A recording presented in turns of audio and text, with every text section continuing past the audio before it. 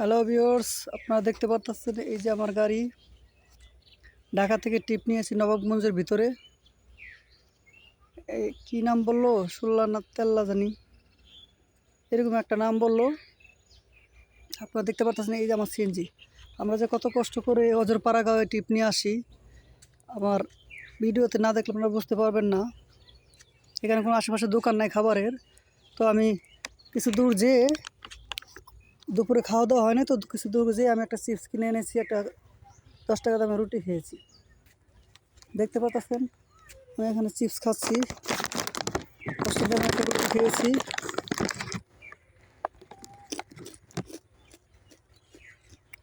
পেটে খিদে মেটানোর জন্য এখানে কোনো ভাত পাওয়া যায় না হোটেলে। অজরপাড়াগাঁও আমি আপনাদেরকে দেখাচ্ছি। আমরা যে কত কষ্ট করে টাকা উপার্জন করি, তবু আমরা নিজেদের বউদের কাছে মন পাই না।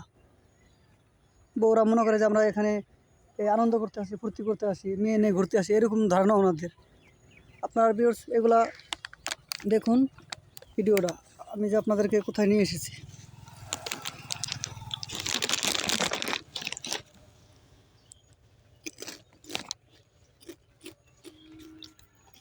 কোথায় খাবার খাবো, কোথায় কী খাবো, না খেয়ে আমরা গাড়ি চালাই। তবু মনে করেন আমরা বউদের কাছে মন পাই না। আমাদেরকে দেখাচ্ছি অজরপাড়াগাঁও, এই যে রাস্তা দেখা যাচ্ছে, দেখেন এখান থেকে রাস্তা দেখা যায়, দূরে গরু আছে।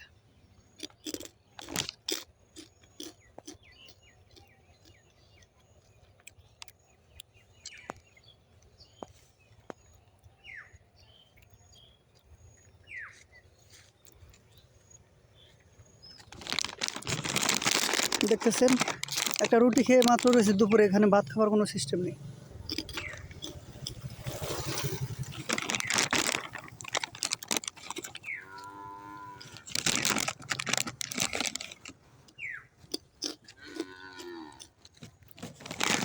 এই দেখেন গরুর পিছনে আমার সিএনজিটা আছে।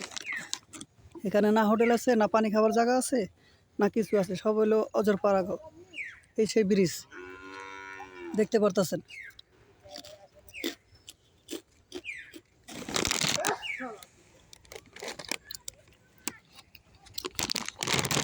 আমি হ্যাঁ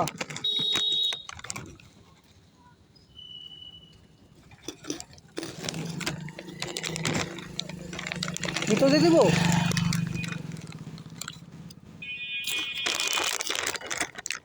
তা জান আমি ঘুরাইতেছি। এই যে প্রথম বাসাটাই, হ্যাঁ আচ্ছা, প্রথম উনি কি বাসাটাই। আপনার জামাই, ইয়া শ্বশুর? হ্যাঁ, এই প্রথম বাসাটাই আপনি যান, আমরা ডাকতেছে খাবার খাওয়ার জন্য।